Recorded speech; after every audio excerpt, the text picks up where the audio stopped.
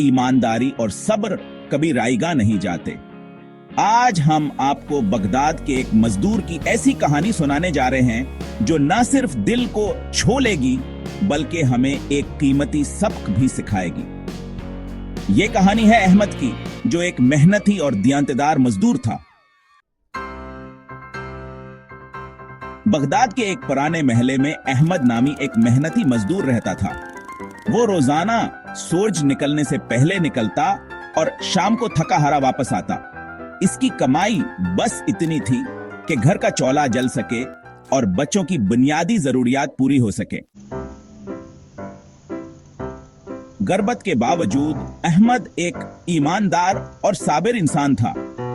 वो हमेशा हलाल कमाई पर यकीन रखता और किसी का हक नहीं खाता था।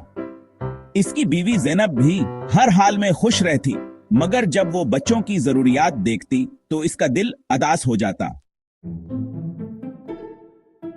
एक दिन अहमद हस्बे मामूल काम पर जा रहा था कि अचानक इसे रास्ते में एक थैली मिली। जब इसने खोली तो वो सोने के सकों से भरी हुई थी। अहमद हैरान रह गया।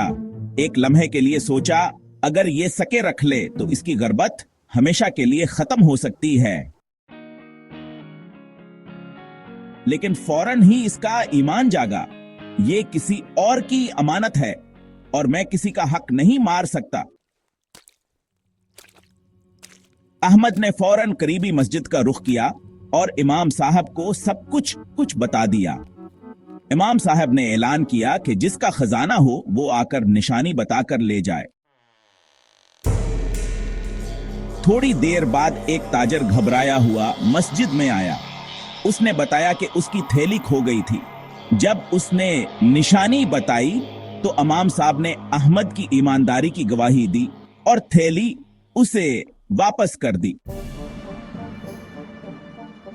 ताजिर अहमद की ईमानदारी से बहुत मुतासिर हुआ। उसने इनाम के तौर पर कुछ सके देना चाहे, मगर अहमद ने कहा, मुझे इसका अजर अल्लाह से चाहिए, दुनिया से नहीं। ताजिर अहमद की दियानतदारी से इतना मुतासिर हुआ कि इसने इसे अपने कारोबार में काम की पेशकश कर दी। अहमद ने अपनी मेहनत और सच्चाई से तरक्की की और जल्द ही एक माजिज ताजिर बन गया। यह कहानी हमें सिखाती है कि ईमानदारी और सब्र का सलाह हमेशा अच्छा होता है। जो शख्स नेकी पर कायम रहता है, अल्लाह उसे कभी मायूस नहीं करता। अगर आपको ये कहानी पसंद आई हो तो वीडियो को लाइक करें, चैनल को सब्सक्राइब करें और कमेंट्स में अपनी राय का इजहार करें। क्या आपको लगता है कि आज के जमाने में भी ईमानदारी का ऐसा सलाह मिल सकता है?